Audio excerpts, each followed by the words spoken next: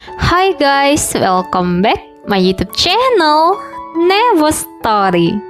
Kalau poligami mungkin sudah biasa. Bagaimana kalau poliandri? Nah lo, kalau kata Babang Glowing, ini apa kabar dunia ya guys? Kali ini aku akan membahas sebuah film Korea yang menceritakan tentang poliandri, berjudul My Wife Got Married. Film ini menceritakan tentang wanita yang menjalani hidup suka-sukanya lah. Dia berjalan sesuai keinginannya, tidak suka dibatasi apalagi membatasi. Dan dia ingin hidup mencintai orang yang dia cintai. Bagaimana ceritanya? Yuk kita langsung aja ke alur ceritanya. Film menampilkan sebuah kepadatan stasiun dan di situ ada seorang karyawan bernama Dokun. Di sana dia bertemu dengan seorang wanita bernama Ju Inna. Ternyata dulu Ju Inna pernah bekerja sebagai freelance programmer di kantornya Dokun. Dan di sana dia menjadi primadona. Musim semi 2002 setelah pertemuan mereka di kereta api, mereka janjian di sebuah kafe. Dokun berharap kalau dia bisa bertemu dengan Ju Inna setidaknya sekali lagi. Di situ Ju Inna mengatakan kalau dia bisa menelponnya. Sebenarnya di sini Dokun pernah menelpon Ju Inna, tapi tidak diangkat. Scene kembali ke masa lalu saat dia ingin mendekati Ju Inna, tapi momennya selalu tidak tepat. Kemudian Dokun teringat perkataan temannya kalau ada rumor yang mengatakan kalau Ju Inna tidak pernah memakai bra. Di situ Ju Inna merasa sedih karena tim bola kesayangannya yaitu Barcelona kalah. Mendengar itu Dokun terkejut karena cewek cantik seperti Ju Inna menyukai sepak bola. Di situ Dokun mengatakan kalau pagi ini justru dia sangat senang. Ternyata di sini Dokun penggemarnya Real Madrid. Di situ Ju Inna bercerita banyak tentang Barcelona yang gagal mencetak gol.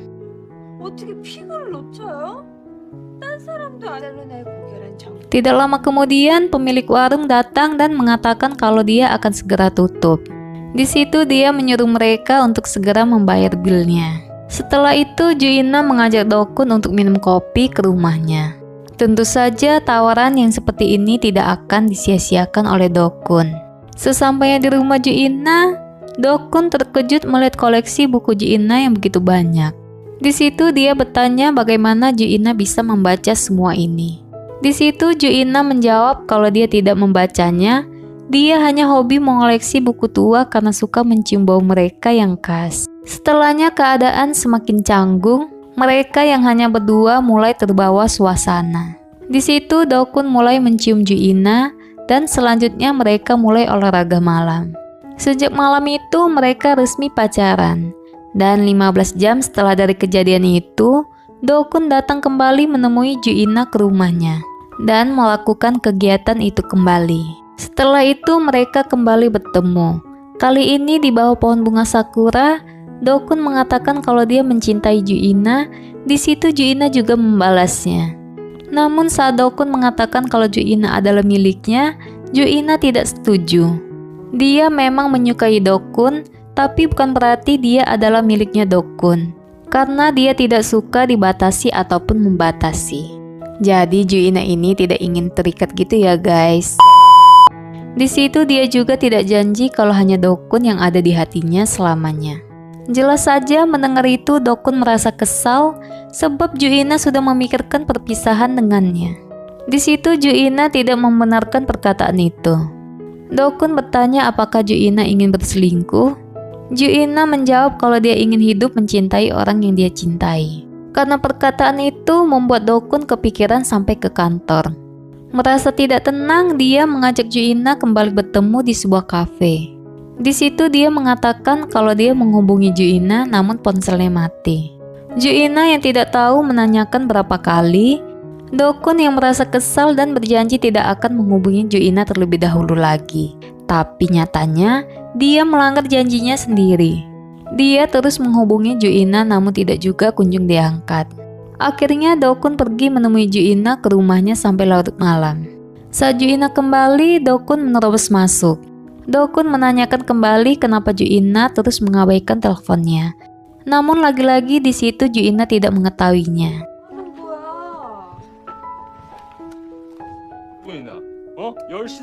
Ternyata di sini dia melakukan caller ID karena merasa lelah mengangkat telepon yang masuk. Di situ Juina juga mengaku kalau dia pergi minum bersama teman prianya, bahkan mereka sudah melakukan olahraga bersama. Dokun merasa kecewa kepada Juina dan memilih mengakhiri hubungan mereka. Setelah putus dari Juina, hidup Dokun terlihat sangat menyedihkan. Dia pergi minum bersama teman-temannya bahkan sampai menangis di tengah jalan.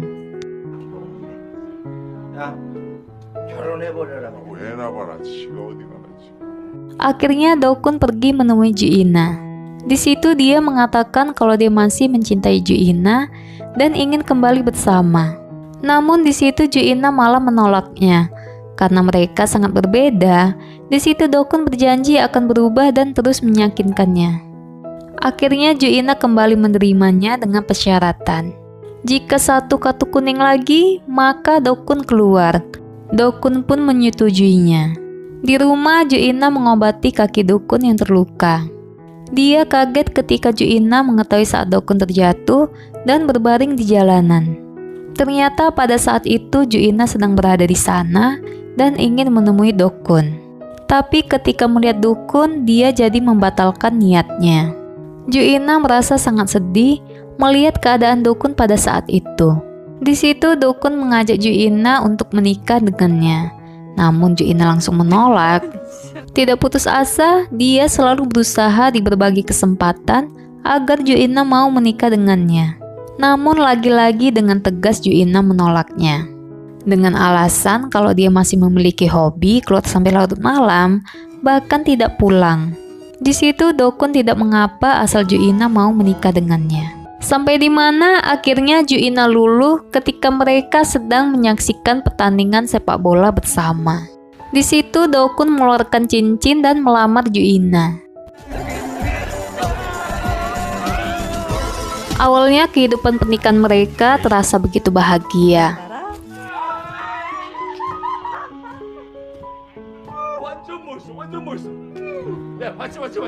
Walaupun sifat buruk Juina di sini masih belum berubah, dia masih suka minum-minum bahkan sampai pagi. Namun di situ Dokun berusaha mengabaikannya. Sampai di mana Juina meminta izin untuk bekerja di Gyeongju selama 1 tahun. Di situ Dokun tidak setuju, tapi Juina terus membujuknya.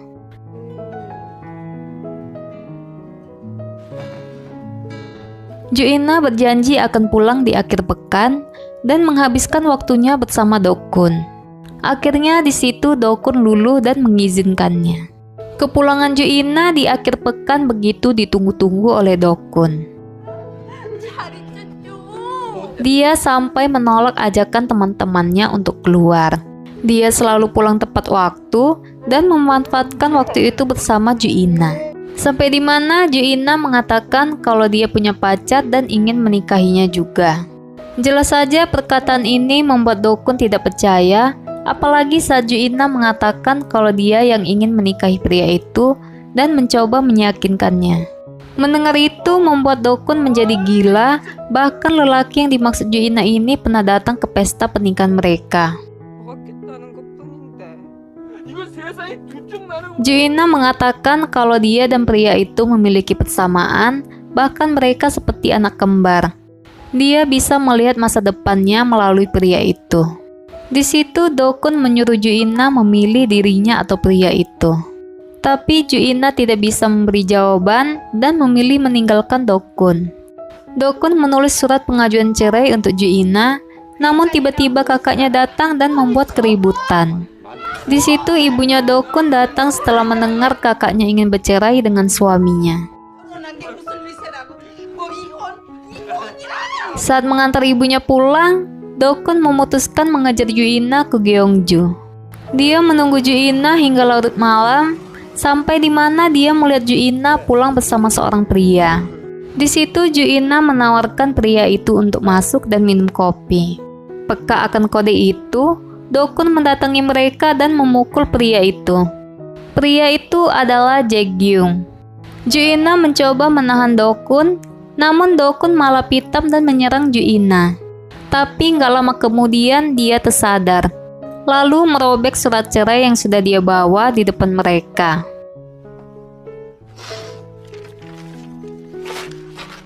Dokun meninggalkan mereka dengan perasaan yang hancur. Di situ Juina mengikutinya dari belakang hingga ke rumah mereka di Seoul. Esoknya Juina menyusul Dokun ke lapangan bola. Juina menagih hutang satu permintaan saat mereka sedang taruhan bola beberapa waktu yang lalu. Juina meminta agar Dokun tidak pernah meninggalkannya. Karena tingkat kebucinan Dokun sudah di atas rata-rata, dia menerima permintaan Juina dan di hari itu Dokun resmi dipoliandri. Akhir pekan Juina seperti biasa pulang ke rumah Dokun dan bersikap seolah-olah tidak ada yang terjadi. Tapi tidak dengan Dokun. Malam itu Dokun pulang dalam keadaan mabuk karena pertengkarannya dengan temannya di kafe tentang diselingkuhi ataupun menyelingkuhi. Di situ Dokun mencoba menyerang Juina, namun dia kembali tersadar saat Real Madrid, tim sepak bola kesayangannya, mencetak gol. Besoknya Dokun meminta agar Juina dan pria itu berhubungan pada hari Rabu saja, dan mereka bisa melakukannya sebanyak yang mereka mau. Di situ Dokun ragu kalau Jaekyung bisa melakukannya. Juina malah membalasnya kalau dia bisa melakukannya sebanyak 20 kali karena dia memiliki otot yang sangat kuat. Mendengar itu Dokun merasa tidak terima dan dia ingin membesarkan ototnya juga. Dia menanyakan mana yang lebih baik antara dirinya dan pria itu. Juina mengatakan kalau mereka memiliki kekuatannya masing-masing dan strategi yang berbeda. Jadi dia tidak bisa memilih. Dokun tidak bisa memberitahu keburukan Juina kepada keluarganya karena dia sangat pandai mengambil hati. Dokun sampai menjulukinya Rubah karena kelicikannya. Walau begitu, dia tetap mengantarkan Juina kembali ke rumah Jaekyung. Saat mereka pergi, dia menyuruh seseorang buat menyadap rumah mereka agar dapat masuk ke dalam. Di sana Dokun menyadari kalau mereka benar-benar memiliki banyak persamaan. Dia pun langsung teringat dengan perkataan Juina waktu itu di dalam mobil. Singkat cerita, Dokun bertemu dengan seorang wanita di kafe. Dia adalah Soyoung, wanita yang dia temui di aplikasi online. Dokun berencana membalas Juina melalui Soyoung. Bahkan mereka juga melakukan senam ranjang. Tapi Soyoung tidak seperti Juina. Dia tidak tahu apa-apa soal bola dan bahkan dia sangat buruk saat diranjang. Saat pulang, Dokun sangat terkejut karena ada Juina di rumahnya. Juina menyiapkan sebuah kue dan 4 lilin di atasnya. Ternyata di sini Juina sedang hamil. Dokun sangat bahagia dan menanyakan siapa bapak dari anak itu. Mendengar itu, Juina merasa kesal dan tidak ingin menjawabnya. Dokun bertanya kenapa ada 4 lilin. Juina menjawab untuk memperingati sekarang kita menjadi 4, yaitu Dokun, Juina, Jaekyung, dan anak mereka. Singkat cerita, saat Dokun pulang bekerja, dia menemui Juina sedang memegang HP-nya yang tertinggal dan bertanya siapa Soyoung. Juina mengatakan dia tidak marah kalau Dokun menyukainya. Dengan polosnya, Juina mengatakan kepada Dokun kalau dia sudah berbohong ketika Soyoung menelponnya, dan dia sangat mendukung hubungan mereka. Seperti yang dia bilang di awal, dia tidak suka dibatasi maupun membatasi. Mendengar itu, bukannya senang, dia malah kesal, padahal kan niatnya di awal ingin membalas dendam kepada Juina. Besoknya dia memilih mengakhiri hubungannya dengan Soyoung. Sekarang Dokun menjadi lebih perhatian kepada Juina dan dia selalu menunggu kehadiran anak mereka. Singkat cerita, Juina melahirkan anak mereka. Semua orang terlihat bahagia, termasuk keluarganya Dokun dan Jaekyung. Saat keluarganya Jaekyung datang menjenguk bayi mereka, di situ Dokun harus berpura-pura menjadi sepupunya Juina. Dokun merasa kesal saat ibu Jaekyung mengatakan kalau putrinya mirip dengan Jaekyung ketika masih bayi. Di situ dia ingin membuktikan kalau dialah ayah kandung dari anak itu. Setelah keluar dari rumah sakit, Ju-ina memutuskan untuk tinggal di rumah Dokun karena di sana mereka memelihara kucing. Ju-ina menamai anak mereka Jiwon, berasal dari Jiwon Jidan, nama pemain favorit Dokun. Ju-ina melihat Dokun menyembunyikan selotip di belakang badannya. Ju-ina sangat kecewa kepada Dokun dan segera pergi dari rumah Dokun sambil membawa Jiwon. Jadi maksudnya si Dokun mencari rambut anaknya ini dengan selotip untuk tes DNA gitu ya guys. Saat mau keluar, Ju-ina malah tergelincir. Beruntung di situ Dokun menahannya dengan tubuhnya, sehingga membuat kaki Dokun patah dan harus berakhir di rumah sakit. Beberapa hari di rumah sakit, Dokun mendesak ingin pulang karena tidak rela kalau Jiwon harus dirawat oleh Jae-gyung karena dia merasa lebih baik dalam hal ini. Di situ Dokun menyadari kalau badannya Jiwon sangat panas. Dokun berusaha menghubungi Ju-ina namun tidak dijawab. Akhirnya dengan terpaksa dia menghubungi Jae-gyung. Di situ Jae-gyung sangat panik dan segera datang membawa Jiwon ke rumah sakit. Ternyata Jiwon hanya mengalami demam biasa, tidak epilepsi seperti yang dikatakan oleh Dokun. Besoknya Dokun kembali bekerja. Semua pegawai terlihat bertingkah aneh saat melihat dirinya. Ternyata tersebar berita bahwa Dokun dan Ju-ina sudah bercerai. Di situ salah satu teman kantornya memberikannya semangat dan menunjukkan sesuatu kepadanya. Ternyata itu adalah sebuah artikel mengenai keharmonisan rumah tangga Ju-ina dengan Jae-gyung. Malam sebelum hari perayaan ulang tahun Jiwon, Dokun kembali melihat kertas hasil tes DNA yang menunjukkan kalau Jiwon adalah putrinya. Tiba-tiba Ju-ina datang menunjukkan baju yang akan dipakai oleh Jiwon besok. Setelah selesai acara perayaan ulang tahun Jiwon, Dokun mengantarkan mereka kepada Jae-gyung karena keluarganya Jae-gyung akan melakukan acara perayaan ulang tahun untuk Jiwon juga. Namun tak disangka, Dokun malah menyusul mereka dan mengatakan kepada semua orang yang ada di sana kalau Jiwon adalah putrinya dan Ju-ina adalah istrinya. Tak tahan menanggung malu, Ju-ina langsung pergi membawa Jiwon dari sana. 4,5 tahun semenjak kejadian itu, Ju-ina dan Jiwon menghilang. Dokun tidak mengetahui keberadaan mereka. Dia seperti kehilangan tujuan hidupnya. Ternyata yang menulis artikel itu adalah sepupunya Jae-gyung yang tidak tahu apa-apa. Suatu malam Jae-gyung datang ke rumah Dokun. Mereka terlihat sama-sama begitu menyedihkan karena ditinggal oleh Ju-ina. Jae-gyung mengatakan kalau sebenarnya dia tahu kalau Jiwon adalah anak Dokun bersama Ju-ina, dikarenakan mereka selalu pakai pengaman setiap kali akan berhubungan. 2 bulan kemudian setelah itu, tiba-tiba Dokun mendapat surat dari Ju-ina. Ternyata Ju-ina selama ini tinggal di Spanyol bersama Jiwon. Di situ Dokun memesan 2 tiket ke Spanyol untuk dirinya bersama Jae-gyung. Walau ragu, sepertinya di sini dia sudah mulai menerima dan berdamai dengan dirinya sendiri.